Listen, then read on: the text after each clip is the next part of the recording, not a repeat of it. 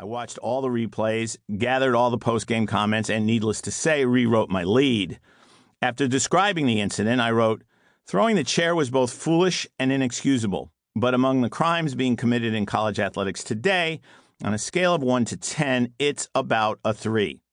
Then I went into detail about my 2 days in Bloomington and how surprisingly controlled Knight had seemed to be. The piece ran on Monday.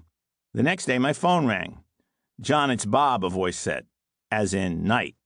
Oh boy, I thought, here we go. Subjects of stories didn't call to say thank you. They called to complain.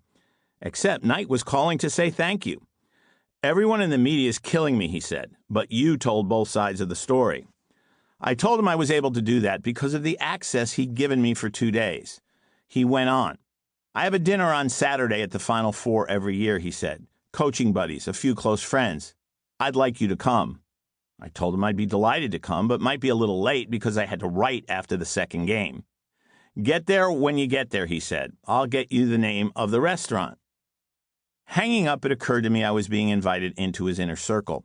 What if, I thought, I could convince him to give me the access I'd had for 2 days for an entire season? Might there be a book in that? I kept the idea to myself. No sense bringing it up unless Knight said yes, which I suspected was unlikely. Still, it was worth a shot. The dinner was at an Italian restaurant in Lexington. When it was over, I thanked Knight for inviting me and said, "Do you have a few minutes to talk?" He said, "Sure, come on back to the hotel room. We can talk there." And so I went to Knight's room along with the great Pete Newell, who Knight always roomed with at the Final Four, and with Mike Krzyzewski, who he was doing a clinic with the next day. Krzyzewski had just had his first good season at Duke, winning 24 games before losing in the second round of the NCAA tournament. I chatted with Newell while Knight and Krzyzewski mapped out their plan for the clinic. Finally, Knight turned to me and said, "John, what can I do for you?" Nervously, I laid out the idea. He was coming off his worst season ever, which meant next season would be an important one for him. He was recruiting junior college players for the first time, and he had actually talked about playing some zone, something he'd never done before. "Might play some zone," he said when I mentioned it.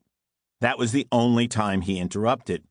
I explained that if I could spend the season the way I'd spent those 2 days back in February, there might be a fascinating book to be written. When I finished, he said, "Have you ever written a book?" "No," I answered. "Do you have a contract?" "Bob, I didn't think there was much reason to try and get a contract until and unless you said yes." He nodded. "Good thinking, John." Then he shrugged and said, "Well, if you can get a publisher, come on out. Let me know." That was it. No talk of money. No talk of how much access I'd actually get. It was after midnight by now. I thanked him, told him I'd be in touch one way or the other. Krzyzewski and I left. As soon as the door closed, Mike looked at me and said, "Are you out of your fucking mind?" "What do you mean?" I said. "I know what it'll be like." "No, you don't," Mike said. "You've been around him for a couple days at a time, never for an entire winter." I shrugged. "You played for him for 4 years." "I know," he said. "I needed a place to go to college." "You've been to college." "You worked for him." "I needed a job." "Last I looked, you have a job." I thought he was overreacting. For the record, he wasn't. It wasn't until July that I got a contract. 5 publishers turned the book down before Macmillan offered me an advance of $17,500, meaning I'd have to take a major pay cut in order to take a leave of absence and go write the book. First, though, I had to track Knight down at a celebrity golf tournament to make sure he was still okay with the idea. There were no cell phones in those days, and the only way for me to reach Knight was to ask his friend Digger Phelps, whose home number I had, to ask Knight to call me from the tournament. He did, at 1 in the morning. I was at a tennis tournament in Stratton Mountain, Vermont, when the phone in my hotel room rang. The tournament Knight was playing in was in Aspen, so it was only 11 o'clock out there.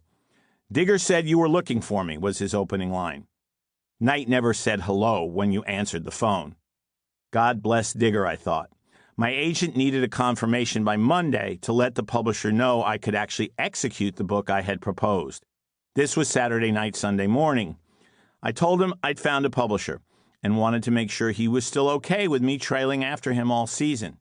He said he was fine with it and asked where I was, not recognizing the 802 area code. I told him I was at a tennis tournament.